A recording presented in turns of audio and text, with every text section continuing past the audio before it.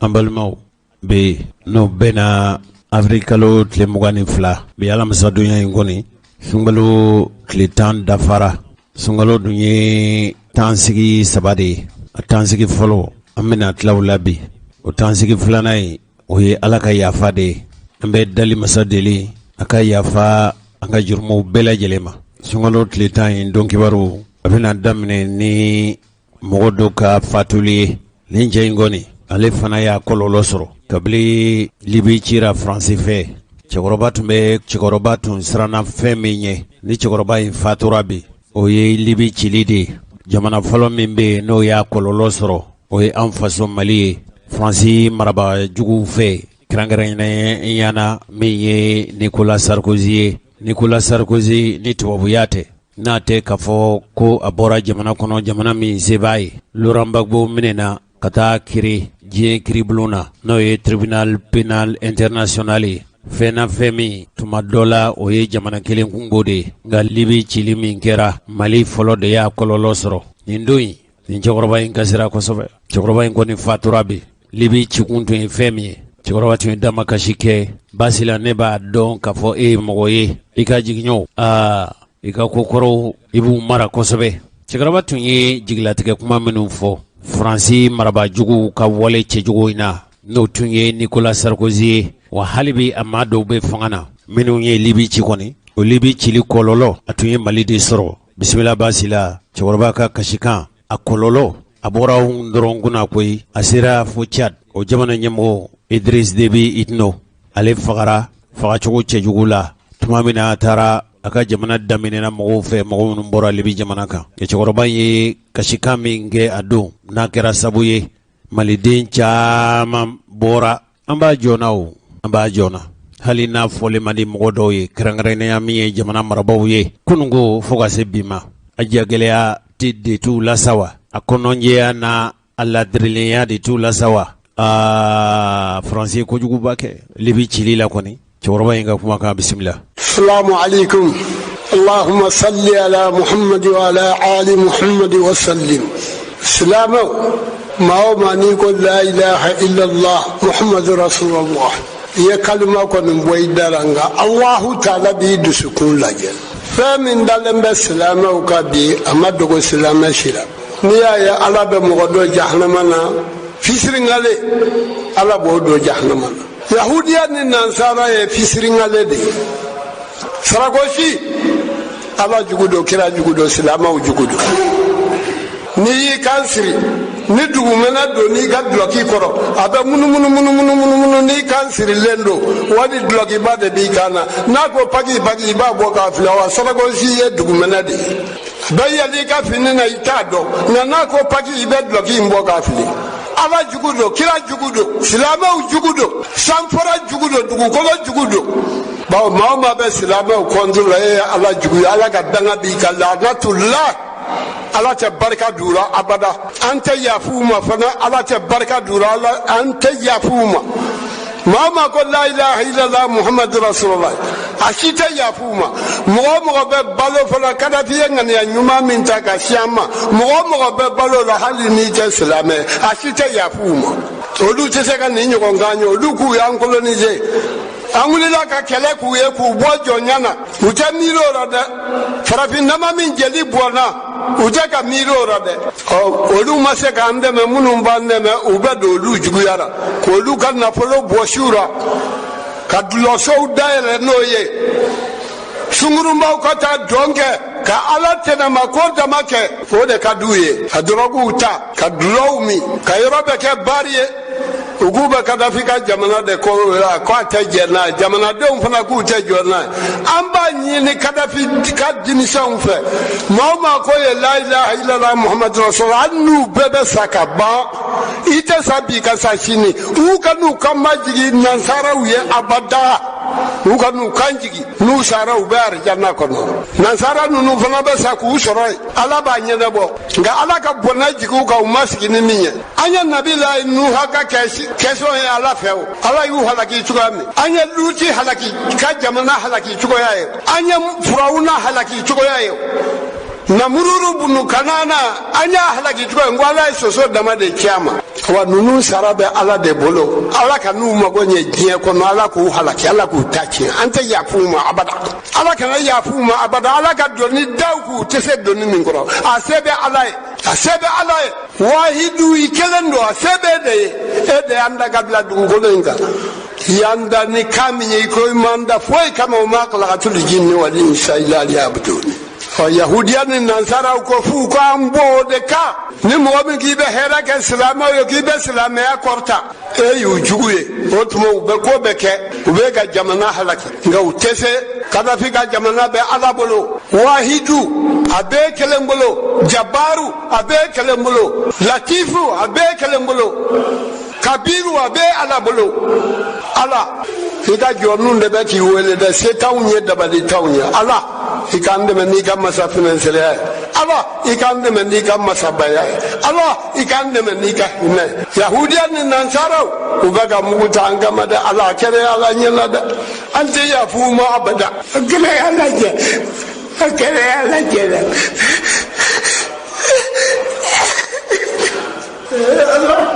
الله أكبر الله أكبر الله أكبر ولله الحمد أما الله بركاته أما الله ولي مدو الله سلامه كنا ملوني الله يكنا سلامه تكافروا بلو الله هنانا الله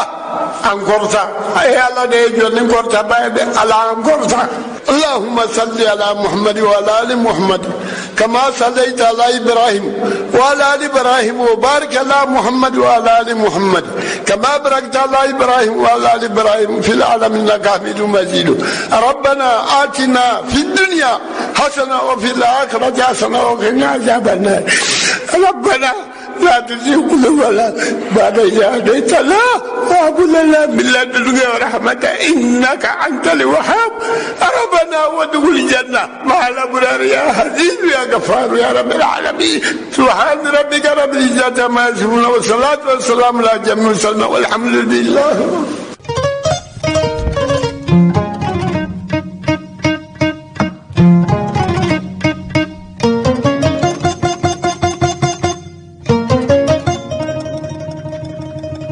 Ambalmau aye chokoroba ka kasika ime ukololo de sira chadema mo koni bisega fembe jalagi sugu bela jalenta ka da mo bisega jalagi kelimi ntaka da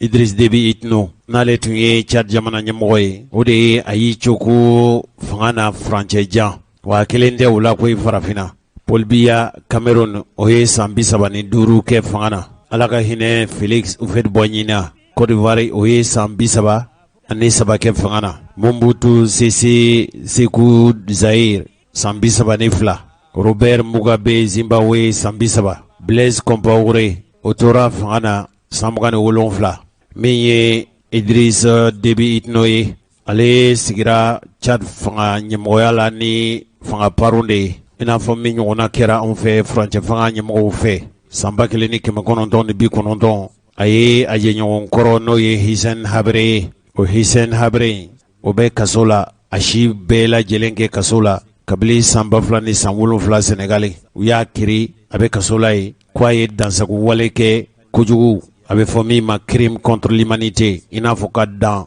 ka kojugu kɔdan o wale kɛ ka ɲɛsin duniya ma o Idris Debi Itno a bɔra fanga na kunnasinigo tarata n'o bɛnna avril kalo tile 20 ma san 30 kɔfɛ a yɛrɛ nana cogo min n'o ye kɛlɛ ye o kɛlɛ de taara n'a ye a fatura a joginin kɔfɛ marifakisɛ o de y'a jogin n'a y'o sɔrɔ tuma min a tun bɛ kɛlɛ la sibiri tɛmɛnen ani a ka kɛlɛbolo u tun bɛ ka banbanci dɔw olu de kɛlɛ a bɛ fɔ min ma ko Front pour l'alternance et la concorde du Tchad nunu ye mɔgɔw ye mɔgɔ minnu n'i y'a sɛgɛsɛgɛ k'a lajɛ nunu labɛnnen don nazara jamanaw de fɛ ko olu wulila k'u dɔn fanga bɛ falen cogo min ani bɛn bɛ segin Tchad jamana kan an kɔrɔkɛ n'o ye Sauti Haidara ye a ko ale fo ka ale ye kunnafonilasela ye k'a dun tun ye nin kuma in fɔ koyi ko sabu ala ka hinɛ Idris Debi la Tchad jamana ɲɛmɔgɔ ko delila k'a fɔ a ye a tɛ furancɛ jan yɛrɛ bɔ koyi ko ale tɛ mɔgɔ ye mɔgɔ min n'a bɛna sa ka dilan kan a tɛ sa ka dalen to ka dilan kan fiyewu o kuma in perepelatigɛ ye fɛn min ya wa a sara o sa cogo de la mɔgɔ yɛrɛ bɛ se k'a fɔ hali n'a ma sa o sa cogo la anu o man jan kosɛbɛ nka an kɔrɔkɛ n'o ye Sawuti Hayidara ye a ko Idris Deby sigili fanga na tuma dɔ la dabɔnkama tɛ ko i n'a fɔ farafinna jamana ɲɛmɔgɔ tɔw minnu sigira fanga na olu y'a fɔ cogo min olu y'a kɛ cogo min kabila ale sigira kabila Chad ye yɛrɛma hɔrɔnya ta 1960 Chad kɔni ye jamana min kɛlɛ banbali de cogora fanga purutiw ni fanga ferew ani falew ani kɛlɛbolow ka murutili Chad kɔni lakodɔnna n'o de ni lahalaya de la k'u tun ma nɔgɔ Idris Deby bolo maa tɛ se k'a fɔ ka jabajɛlen don koyi wa a yɛrɛ tun tuma dɔ la a tun ka jɛ ka fanga in bila ani a ka hadamadenya tɔ kɛ a n'a ka denbaya kɛra diɲɛ fan wɛrɛ fɛ a kɛra Europe jamana ye wala Abu Dhabi a tun bɛ se k'o kɛ wa a tun bɛ se ka kɛ tajurusabaga ye dansago kɛbaa ye hadamadenya yɛrɛ hakɛ dansago kɛbaa ye a tun bɛ se ka kɛ nin bɛɛ ye ale yɛrɛ tɔgɔ fɔra ale Idris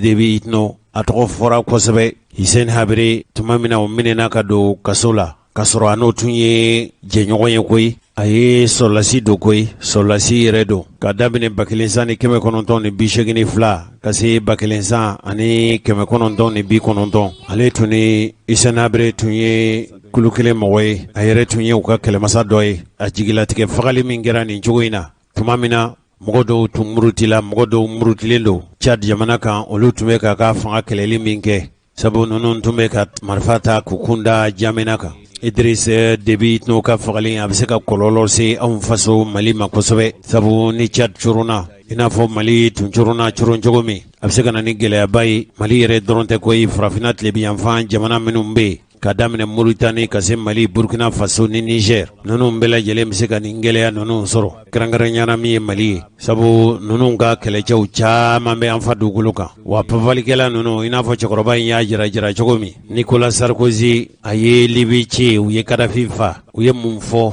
u ye janfajuguw de labɛn ka fɔ tuareg den minnu n'olu tun ye Kadhafi ka kɛlɛbolo ye kɛlɛbolo min Kadhafi tun y'a kɛrɛnkɛrɛn a yɛrɛ ni na kalanni sira fɛ u ye ninnu de nɛgɛ n'o ye malidenw ye k'u nɛgɛ ka f'u ye k'u ka Kadhafi kɔla bila ko tuma k'u faso min bɛ Mali dugukolo kan nin ye Faransi fanga ɲɛmɔgɔw ka kuma ye mɔgɔ min kɛra nin janfajugu tigɛba ye ni nazara den tun tɛ ɲanima minɛlen don mun kelen pe de la Mali yɛrɛ a tɛ se ka Nicolas Sarkozy wele tribunal pénal international la k'a kiiri sabu Mali gɛlɛya bɛ Mali la bi a bɛɛ ye Faransi ka baara juguw de ni o kuma fɔ ti bɛn an ka jamana kolatigɛlaw caman ma dɔw yɛrɛ ye ne wele ko Jose Traoré yala e tɛna taa Faransi e somɔgɔw tɛna taa Faransi wa ne ko ma ko yala tiɲɛ fɔlen o bɛ da de jeni wa ne ko Faransi ne ma fɔ Faransi jamanaden ɲumanw olu bɛ yen hali Faransi yɛrɛ jamana kɔnɔ ye mɔgɔw bɛ yen minnu bɛ ka nin kuma in fɔ komi u tɛ fanga de la u ma fanga la nka Faransi jamana marabaaw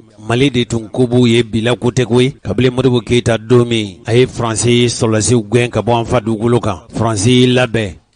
labɛn koyi Faransi a ka ca ni san 50 ye Faransi labɛn a bɛ se ka Mali la sɔrɔ cogo min Kadhafi kɛlɛli de dalu ni sabu d'a ma u y'a fɔ banbanci ninnu ye n'o ye MLA n'u jɛɲɔgɔnw ye an ka tuareg den minnu tun bɛ Kadhafi fɛ yen u y'a fɔ olu de a ye Kadhafi kɔla bila an b'aw fa dugukolo tigɛ ka d'u ma o kɔlɔlɔ de bɛ Mali da la hali a bɛ fɔ mɔgɔ minnu ma ko papalikɛla jugu ninnu ngo olu ni jamana borotɔlaw olu n'olu laban u tun farala ɲɔgɔn kan nka olu tun ta kun ye diinɛ ko ye k'u b'a fɛ Mali ka kɛ silamɛya jamana ye olu ka kɛlɛ kun ye u ye min fɔ nin diinɛtigi ninnu aw hakili b'a la min tun ye MIJEO ɲɛmɔgɔ ye anw tun n'a ye baro kɛ o baro senfɛ olu ko k'olu ta tɛ jamana tilako ye koyi olu ko de ko Mali ka kɛ silamɛ jamana ye o diinɛ marifatigi ninnu laban de ye MLA Gbɛn taara kalifa jugu de minɛ Burkina Faso o y'a sɔrɔ Blaise Compaoré o de tun ye Faransi ka wulujugu ye farafinna tilebiyanfan in fɛ olu de ye janfa labɛn nin kuma nin dun bɛ fɔ koyi nin kuma in jɛra Faransi ye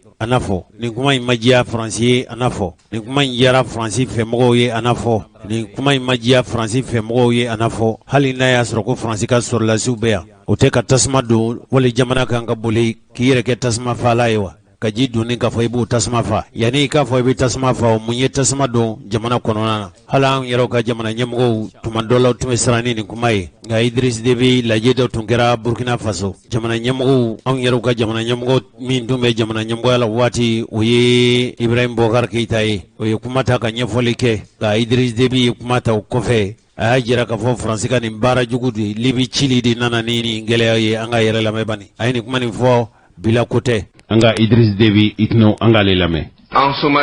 Somalie jamana kan le meilleur qu'on a fait une intervention et on s'est retiré rapidement. u sera ka min kɛ ɲuman na u ye ka u fɛla kow kɛ k'u yɛrɛ sama ka bɔ jamana kan teliya la. Le désordre s'est installé. u talen kɔfɛ sa a kɛra tiɲɛni damantan de ye yen jamana kan. La division du Soudan a amené aujourd'hui à une guerre civile et de... min ye Sudan tilali ye o nana kɛ kabila kɛlɛ ye jamanadenw yɛrɛw dama ni ɲɔgɔn cɛ fitinɛ juguba ye yen jamana kan. Il y a des millions de morts, plus que les morts. Ma million caman kɛra su ye o su yɛrɛw cɛyara ka sago. Pendant les 50 années de guerre entre... jamana in kɔnɔ yen n'o ye Sudan jamana ye u ye san 50 kɛ u yɛrɛ dama ni ɲɔgɔn cɛ kɛlɛ la su min ma b'o la ninnu ka san damadama kɛlɛ o su cayara n'o ye. Les Soudanais entre eux. Sudanais yɛrɛ dama ni ɲɔgɔn cɛ kɛlɛ su min ma b'o la ninnu nana waati min o su cayara n'o ye. En 2 ans. san 2 kɔnɔ koyi san 2. La destruction de la Libye. min ye Libi cili ye sa. Mon frère disait que ne balimakɛ tun bɛ k'a fɔ que c'était le travail ko o ye baara ye inachevé. baara min tɔ ma lase. Non, le travail a été achevé. baara banna u fɛ koyi u ka laɲini u y'o sɔrɔ. L'objectif recherché étant u ka laɲini tun ye fɛn min ye l'assassinat de Gaddafi. o ye Kadafi fali de ye. Pas autre chose. fɛn wɛrɛ tun ka laɲini tun tɛ foyi ye fo ka Kadafi fa. Pas autre chose. fɛn wɛrɛ tun tɛ laɲini wɛrɛ tun t'u fɛ Kadafi fali kɔ. Donc, o tuma la sa. disons-nous que le travail a été an achevé. k'a fɔ ka nɔgɔ bɔ a la pewu u ye laɲini minnu kɛ u tun ye baara min ju tigɛ u ye a ban pewu. Mais ce qui n'a pas eu, fɛn min ma kɛ u fɛ sa. c'est le service après-vente. n sago sɔrɔli n ka kan ka min kɛ ka yɔrɔ fura o de ma kɛ. C'est le service après-vente. n sago sɔrɔli baara n sago sɔrɔli kɔfɛ n ka kan ka feere min da don n m'o fɛɛrɛ de kɛ. Donc, on aurait dû accompagner les Libyens o tun ka kan ka Libi jamanadenw sɛnsɛn de pour cogo min na la naissance, comme i n'a fɔ u yɛrɛ y'a dilan cogo min ka jamana kura bange u ye. disait en son temps, i n'a fɔ a waatiw tun b'a fɔ cogo min la nouvelle Libye ka Libi kura k'o dilan démocratique, bɛɛ fanga bɛ Libi jamana min kan. la nouvelle Libye Libi kura min en paix, en min ni stabilité. bɛn ni karama ni basigi bɛ a jamana kɔnɔ. Gaddafi est mort, Kadafi fagara c'est terminé. a banna olu ka laɲini sɔrɔlen kɔfɛ foyi ma kɛ dɔ ye u taara ten. Bagage plié, on est parti. o ye bɛɛ y'i ka minɛn cɛ u nana cogo min u taara ten ka jamana in dakolon ci k'a filenkolon ci. Et voilà, aujourd'hui, la Libye est devenue le bureau Libi nana kɛ mun ye bisa de terrorisme. a kɛra papalikɛlaw olu dagasigiyɔrɔ ye u biriyɔrɔ ye u sigiyɔrɔ ye. Et de tous les brigands, ani tiɲɛnikɛla ni binganikɛla ni zunba jugu minnu bɛ yen. de tous les malfaiteurs. tiɲɛnikɛla jugu olu bɛɛ lajɛlen. Les Libyens sont des Hébreux, ils ne savent pas à quel sens. Libi jamanadenw yɛrɛ u jigi latigɛlen don kɔnɔ gannen don kamana gannen don u t'a dɔn u b'u ko min wa u t'a dɔn u bɛ t'u ja yɔrɔ min. Les Libyens, min ye Libi jamanadenw ye les souilles, min ye halaladenw ye n kan b'olu ma dɛ. pas les étrangers qui viennent de n kan tɛ tout dunanw ma le pays. dɛ n kan bɛ Libi yɛrɛ wolodenw de ma. Le Mali, Mali sa c'est une conséquence directe tiɲɛni minnu kɛra Libi o kɔlɔlɔ de ye Mali sɔrɔ. de la destruction Libi cili k'a dakolon ci k'a filenkolon ci o kɔlɔlɔ de ye Mali sɔrɔ. et du désordre de la Libye. yɛrɛsago ni birisa ɲagami min kɛra Libi o kɔlɔlɔ de o de woyora ka don Mali kɔnɔ. Le Boko Haram n'avait pas de force, Boko Haram fanga foyi tun t'u la. ni de matériel. kɛlɛminɛ yɛrɛ tun t'u bolo koyi. Le Boko Haram, min ye Boko Haram ye. c'est aussi une conséquence directe de la destruction de la Libye. Libi cili dakolon ci k'a filenkolon ci o kɔlɔlɔ de fana nana ni Boko Haram ko ye. Au Cameroun, la guerre Cameroun kɛlɛ min bɛ sen na Cameroun.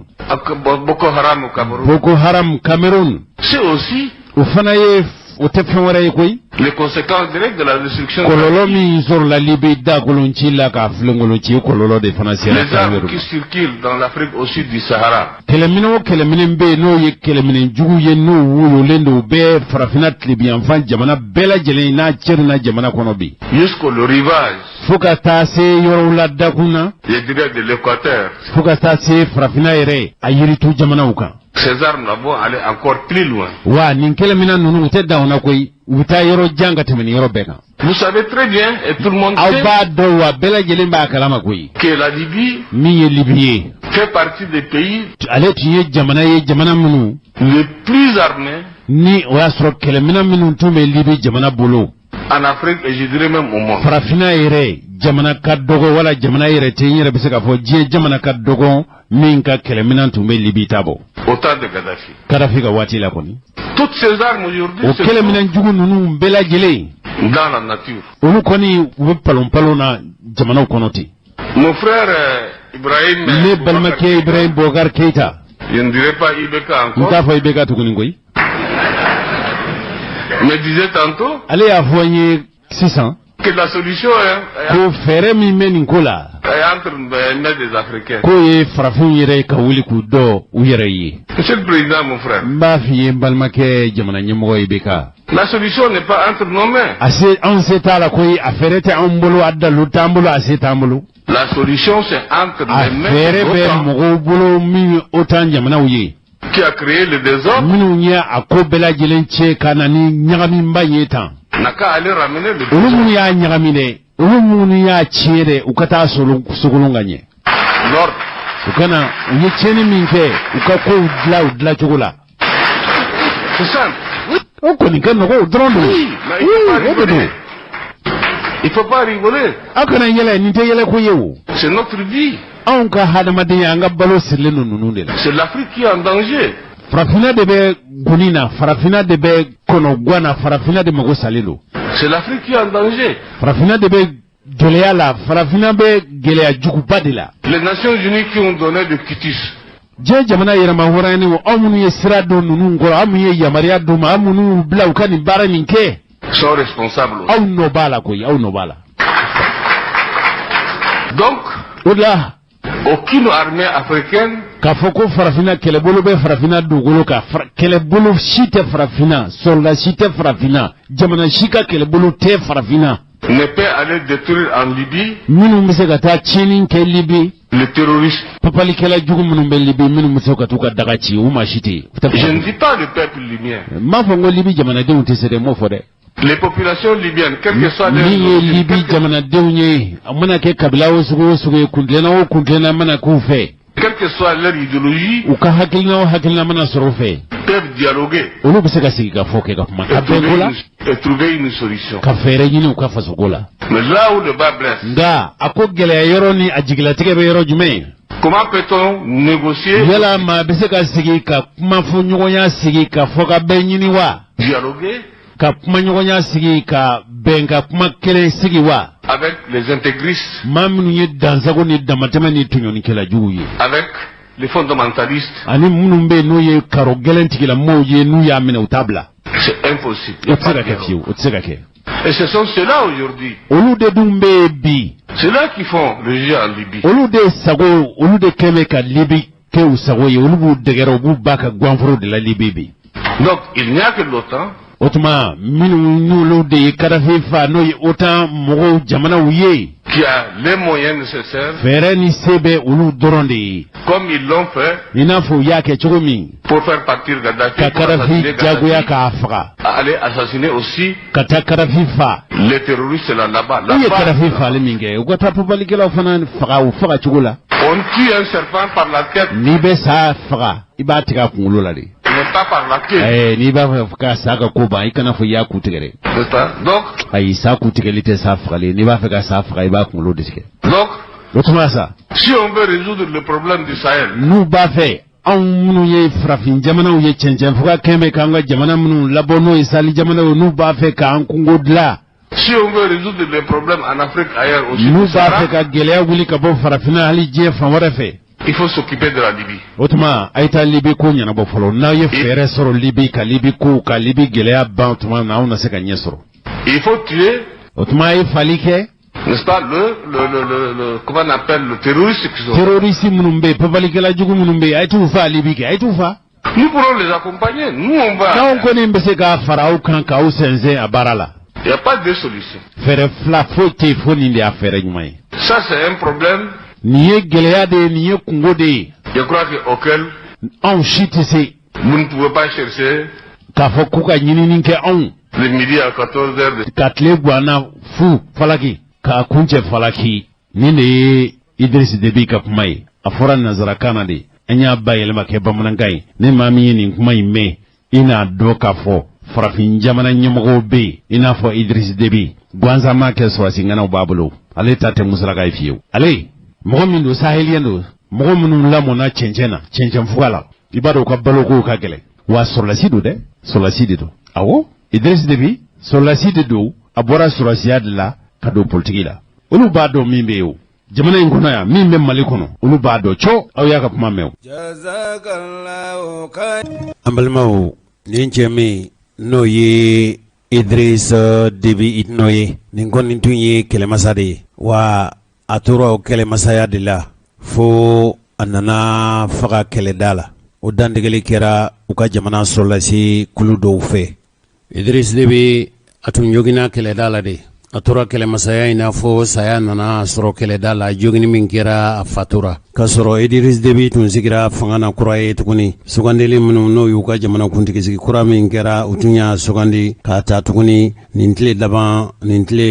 laban ninnu na k'a sigi ka kɛ kuntigi ye n'o ye Tchad jamana kuntigi ye Idriss Déby tun ye kumabɔ kɛlɛmasa de ye kɛrɛnkɛrɛnnenya na farafinna tilebiyanfan in fɛ ka daminɛ Mauritanie ka se Mali Burkina Faso ni Niger fo ka se Tchad nin jamana ninnu u bɛ kunbalan min na n'o ye u yɛrɛw ko ten ko papalikɛlaw wala diinɛ kɛlɛcɛw ka daminɛli u kɛlen don k'u ka daga sigi nin jamana ninnu kan Idriss Déby ka sɔrɔlasiw olu kɛn bɛ Mali yɛrɛ dɛmɛ kɛlɛbolo ye bi kosɛbɛ hali n'a tun y'a sɔrɔ a ka jamana kɔnɔ u ko ko fangatigi don fanga min n'a ka karaba fanga n'a ka dansago fanga a tun bɛ k'o boli Tchad jamanadenw kan tarata tɛmɛnen Idriss Déby fatura ka si to san 60 ani san 8 na a kɛra kɛlɛda la marifakisɛw y'a sɔrɔ tuma min na a jogina marifa fɛ u ye dɔgɔtɔrɔw wele ka bɔ N'Djamena n'o ye Tchad faba ye ka na dɔgɔtɔrɔw bɛ se tuma min na o y'a sɔrɔ Idriss Déby a ye diɲɛ to Idriss Déby u tun y'a jala d'a ma ka kɛ maréchal de l'armée ye kalo tɛmɛnen ninnu na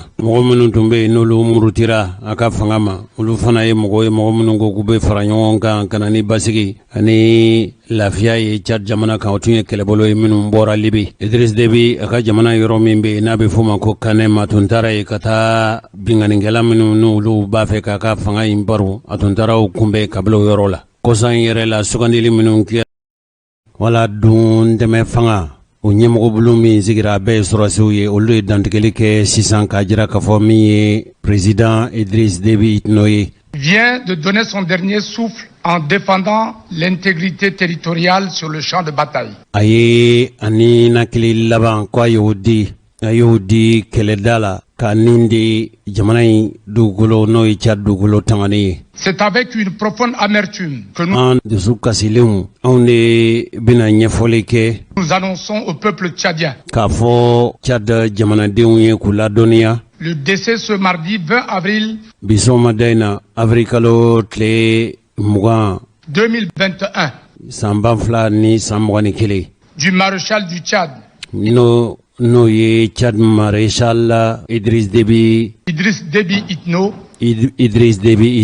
des suites de ses blessures au n'a kɛra juginin kɔfɛ front kɛlɛda la ce douloureux événement intervient le jour ni lahalaya gwɛlɛn kɛra waati la donna don min de la proclamation des résultats provisoires de la n'o ye jaabi fɔlɔfɔlɔ minnu dira fanga kuntigisigi la qui, plébiscite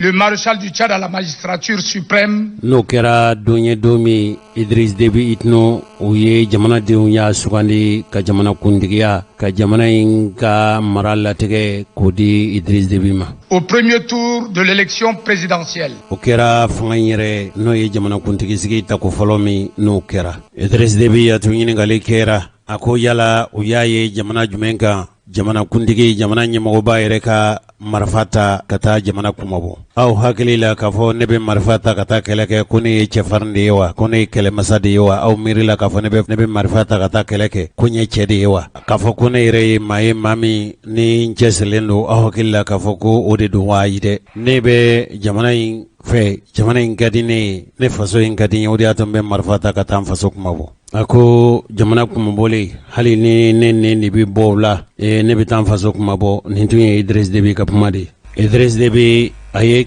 marifa ta ka taa kɛlɛ kɛ a tora kɛlɛda la dabɔkun foyi tun t'a la fo jamana in kana bila juguw ka bolo kan k'i cɛsiri cogo bɛɛ lajɛlen na fo ka se a dan na. An balimaw ni Ala sɔnna ma an ka don kibaru nata ninnu na o y'a jira k'a fɔ min ye sini ɲuman ye ko u bɛna janajaw kɛ Mali yɛrɛ ye tile 3 janaja sigi kɛ. An balimaw n'a y'a sɔrɔ alisilamɛw ani alisilamɛ ɲɛmɔgɔw bɛɛ ye Alako ɲɛfɔli tɛmɛnen kɔfɛ bɛɛ y'i ka kɛta kɛ dɛmɛ ani mago ɲinini na ɲantuma caman bɔra alisilamɛw ka degun na. Dɔgɔkun tɛmɛnen an tun ye karamɔgɔ dɔ ɲininka a ko dɛmɛw bɛ bɔ diɲɛ fan caman fɛ mɔgɔw fɛ mɔgɔ minnu ye silamɛw ye wa ni Mali waritigiw Mali kolatigɛlaw Mali setigiw ni a y'a sɔrɔ u fana farala ɲɔgɔn kan wali u kɛra kelen kelen bɛɛ y'i ka jɔyɔrɔ fa ɲantuma caman bɔra alisilamɛw ka degun na. Alisilamɛw ka magwɛn cakɛ bondaso dɔ tɔgɔ dara Al-Kawsar Abdoulaye Koita ninnu ye magwɛn bolo ye silamɛya sira fɛ min dilala laɲini minnu b'a la an tɛ nin ko labɛnbaw an t'u lamɛn. Bismillah walhamdulillah wa salatu wa salam ala rasulillahi wa ba'd. An bɛ Ala fo an b'a waleɲuman dɔn ka barikada ka ɲini masaba Ala fɛ a kan bɛ sɔnba ma an ka fɔtaw ni kɛtaw ani ŋɛnɛta bɛɛ la kisi ni nɛɛma caman k'o kɛ Ala ka ciden kan sallallahu alaihi wasallam. O kɔfɛ an bɛ aw bɛɛ fo n'o ye media mɔgɔw ye ka da ka baara nin ka kundama sɔrɔ diɲɛ bɛɛ ka bɔ a kalama Ala ta kɔfɛ a sababu belebeleba ye aw ye. Bi an bɛ laada dɔ timɛ kɛnɛ kan n'o ye Al-Kawsara ka laada ye o de ye ka balo tila mɔgɔw cɛ sunkalo kɛrɛnkɛrɛnya la sunkalo bɛɛ dimanche fɔlɔ n'o sɔrɔ hakili b'a la san dɔ de ta kɛra dimanche filanan ye ka sababu kɛ baaraw ma se ka kundama sɔrɔ joona wa ɲinan ta fana alhamdulillah laada timɛna ka bila minɛn kɔnɔ a bɛnna dimanche fɔlɔ fana ma n'o bɛ sunkalo tile 6 ma bon balo nin a tɛ bɔ yɔrɔ wɛrɛ si la a bɛɛ lajɛlen bɛ san yɛrɛ de ka dugu kɔnɔ yan bɛɛ bɛ sa jamana de kɔnɔ yan a wari bɔbagaw fana bɛɛ bi yan de kɔrɔ maa minnu bɛ wari nin yɛrɛ fanba bɔ kosɛbɛ o bi yan de kɛrɛnkɛrɛnyala o ye maa 2 ye olu de bɛ giriman bɔ walasa ka se ka kɛ mais wariw bɛ bɔ yɔrɔ wɛrɛ la ka na an k'o fana fɔ ka da kan ɲinan ta américains y'an bolo ma dɛmɛ o ye wari bila kana faransicains fana y'an bolo ma dɛmɛ o ye wari bila kana mais o bɛɛ lajɛlen kun y'a sɔrɔ ninnu kun ye décision ta ka fɔ hali ni wari dɔ kun ma sɔrɔ olu yɛrɛ kun b'o ka baara kɛ o tuma na mɔgɔ ninnu an bɛ foli lase u ma mɔgɔ wɛrɛw bɛ baara kɛ an tɛ jɔ u ka wari la hali n'o y'a sɔrɔ u ka wari tɛ bɛrɛ bɔ mais an tɛ jɔ a la parce que sarakati don wari dɔ bɛ e bɛ jɔ a la ka tɛ bɛrɛ bɔ mais Ala fɛ o minɛlen don ka tɛmɛ camantigi dɔ yɛrɛ ta wari min bɛ minɛ Ala fɛ o ye wari min bɛ bɔ ni ŋaniya ye o tuma na ni ŋaniya ɲɛna ka ban dɔrɔn i ka wari ka ɲi bon ɲinan ta k'a fɔ ko nin donna la ne yɛrɛ t'o hakɛ dɔn fɔlɔ yɛrɛ ɲinan ta wari min bɔra ka da ka maa kelen ye wari min bɔ n b'o ta dɔn mais filanan ta yɛrɛ kɔni ma o ta jate dɔn fɔlɔ parce que san tɔw la n'an ye liste ta karisa bɛ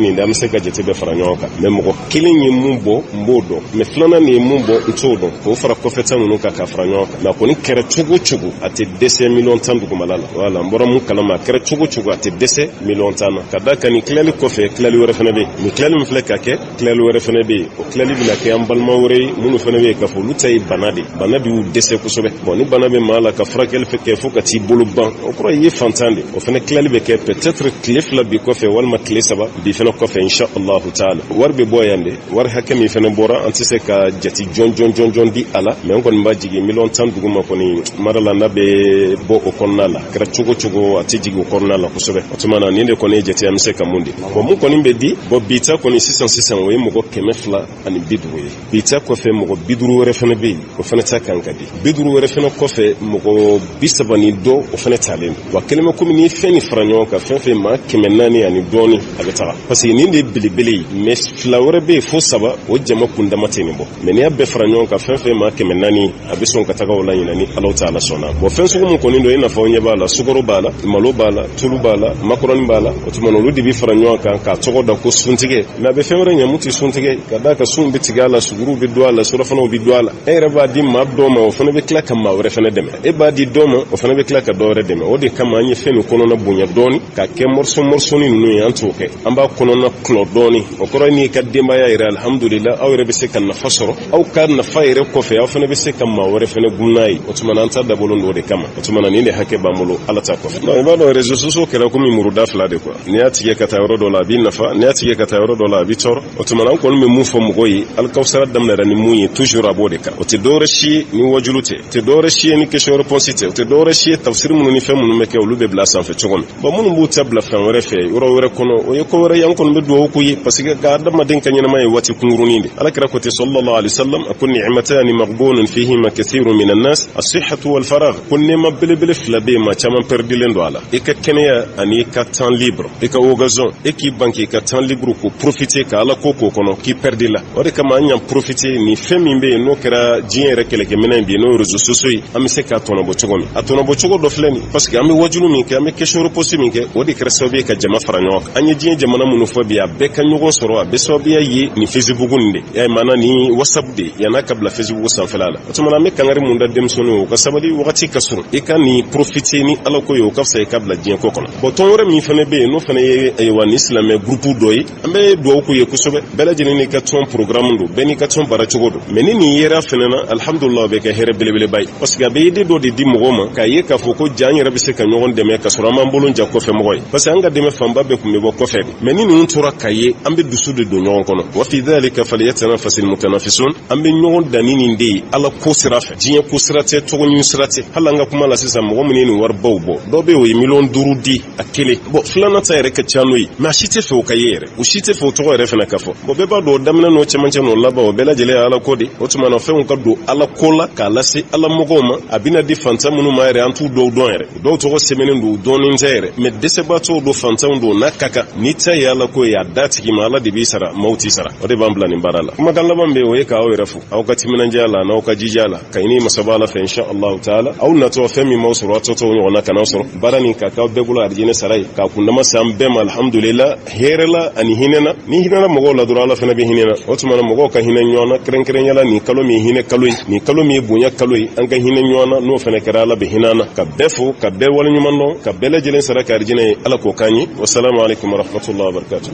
an balimakɛ min n'a tubira n'a kɛra Mayi Watara ka misiri la n'an y'a kuma fɔ aw ye an balima dɔ o ye 20 di ko k'a d'a ma imam Mayi Watara de kɛra imam ye min y'a la tubi sariya min sɔrɔla kɛnɛ kan o siraw filɛ ala k'an bɛ sɔn y'an balimakɛ Musa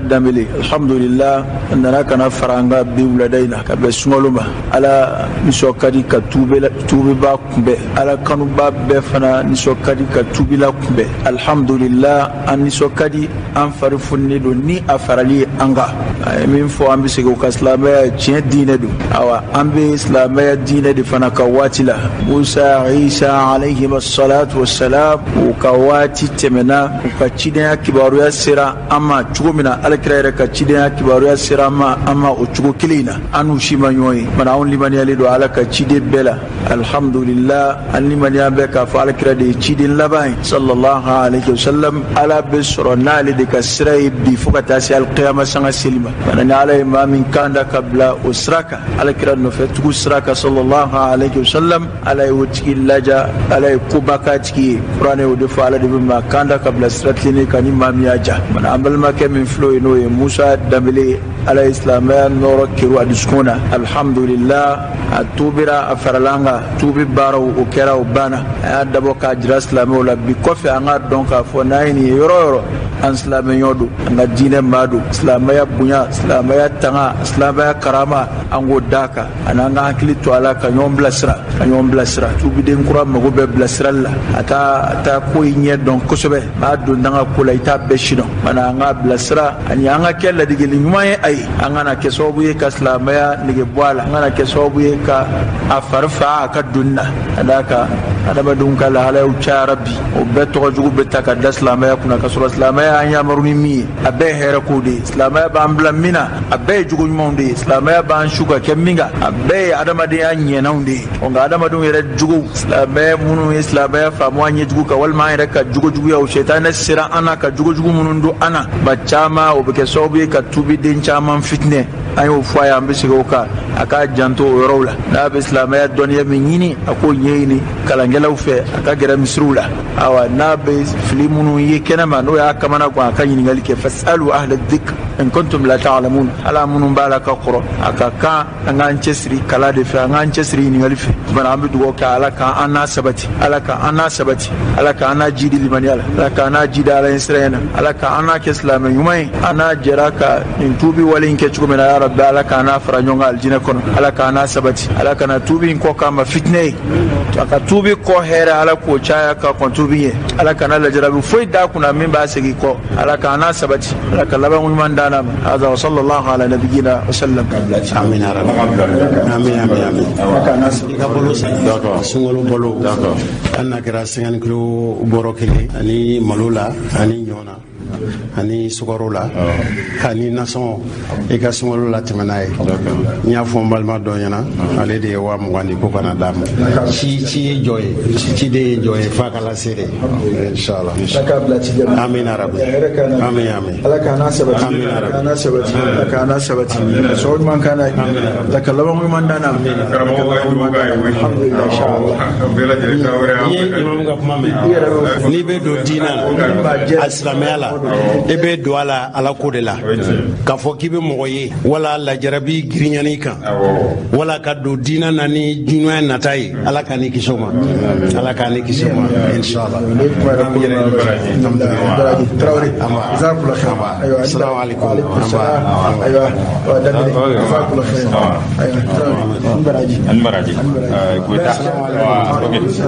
hiji dɔw bɛɛ lajɛlen ni y'aw balimakɛ Jose Traoré de min ye jigiya ɲuman ɲɛmɔgɔba ye aw ni ce aw ka danaya la inshallah alhamdulillahi rabbil alamin labbaik allahumma